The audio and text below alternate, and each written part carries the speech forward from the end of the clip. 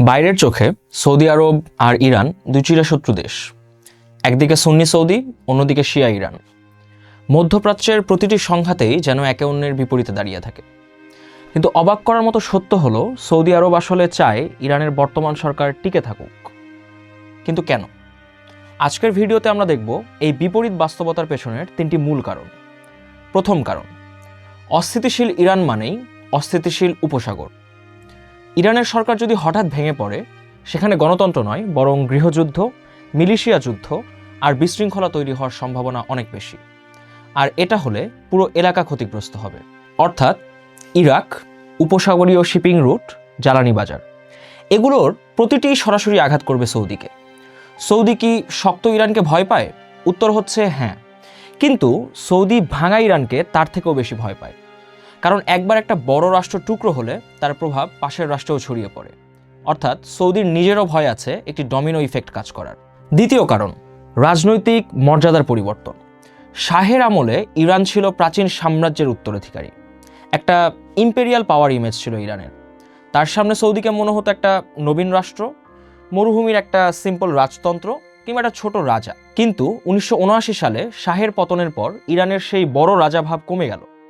এই পরিবর্তন সৌদির জন্য সুবিধাজনক হলো, কারণ এখন সৌদি সহজে আঞ্চলিক নেতৃত্ব দেখাতে পারে। অর্থাৎ শাহ থাকলে সৌদি মনস্তাত্ত্বিকভাবে ছোট থাকতো, কিন্তু বর্তমান ধর্মতান্ত্রিক ইরান সেই হুমকি না।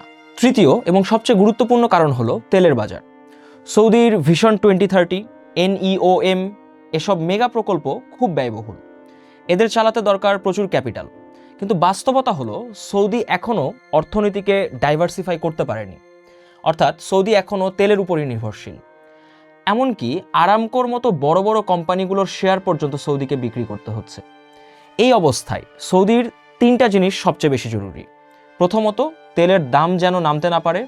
দ্বিতীয়ত, বাজারে যেন অতিরিক্ত সরবরাহ না আসে। এবং তৃতীয়ত, সৌদির বাজার অংশ যেন অক্ষুণ্ণ থাকে।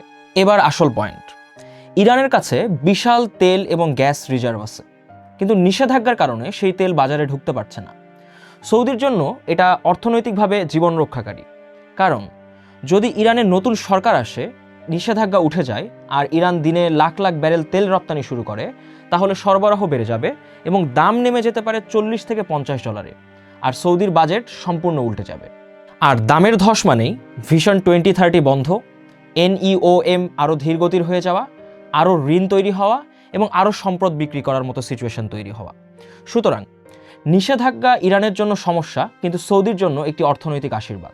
আর এই নিষেধাজ্ঞা টিকে থাকে কারণ বর্তমান ইরান সরকার পশ্চিমের সাথে বন্ধুত্ব করতে নারাজ। আরেকটা কঠিন সত্য হলো, আজকের ইরান যদি টিকে থাকে তাহলে মধ্যপ্রাচ্য স্থিতিশীল থাকবে। রাজতন্ত্রে যত সুন্নি আরব দেশ আছে তারা চায় ইরান টিকে থাকুক। ইসরায়েল প্লাস আমেরিকা ইরানকে নিয়েই ব্যস্ত থাকুক। যদি ইরান কখনো ধসে পড়ে, ইসরায়েল তার প্ল্যান বাস্তবায়নের সবার আগে মিশর এবং সৌদির উপর নজর দিবে।